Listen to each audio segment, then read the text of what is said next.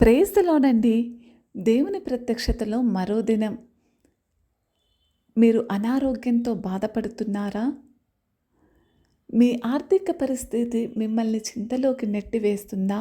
మీరు ప్రార్థన చేస్తుంటే ఆశీర్వాదాలు ఆలస్యం కావడం మీలో సందేహాలను రేపుతుందా? దేవుడు నీతో ఉన్నాడా లేడా అన్నదే నీ నిజమైన సందేహమా? అయితే యోహాను రాసిన 3వ పత్రిక 1వ అధ్యాయం 2వ వచనం చూడండి. ప్రియుడా, నీ ఆత్మ వర్ధిల్లుచున్న ప్రకారము నీవు అన్ని విషయములలోనూ వర్ధిల్లుచు సౌఖ్యముగా ఉండవలనని ప్రార్థించుచున్నాను. అయితే యోసేపు అనే ఒక యువకుడు చిన్ననాటి నుంచి కూడా కలలు కంటూ ఉండేవాడు.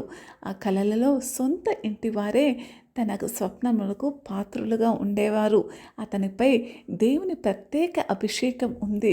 అతనికి ఆత్మిక స్థితి బలంగా ఉంది.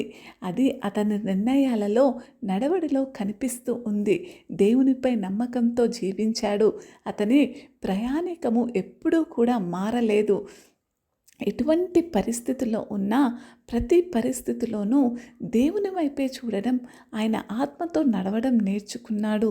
జైలులో, ఒంటరితనంలో కూడా దేవునిపై నమ్మకంతో నిలిచాడు.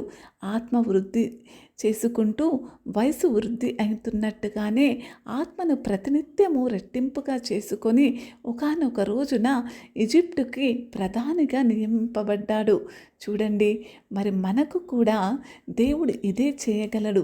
యోసేపును ఏ విధంగా ఆత్మతో నడిచినప్పుడు, తనతో నడిచినప్పుడు ఏ విధంగా ఆశీర్వచనంలోకి నడిపించాడో అదే దేవుడు ఈరోజు నీతోటి నాతోటి నడవాలని ఆశపడుతున్నాడు. అయితే ఆయన కోరుకునేది ఒకటే, మీరు రోజు దేవుని వాక్యాన్ని చదువుతున్నారా? మీ ఆత్మ దేవునితో బలంగా ఉందా లేదా? లేక వ్యర్థమైన సంబంధాలతో, క్షణికమైన విషయాలతో భర్తీ అయిందా అన్నది ఒకసారి మిమ్మల్ని మీరు పరీక్షించుకోండి. మీరు ప్రార్థనా జీవితం మరి యాంత్రికంగా ఉందా? దేవునితో ముడిపడే విధంగా ఉందా?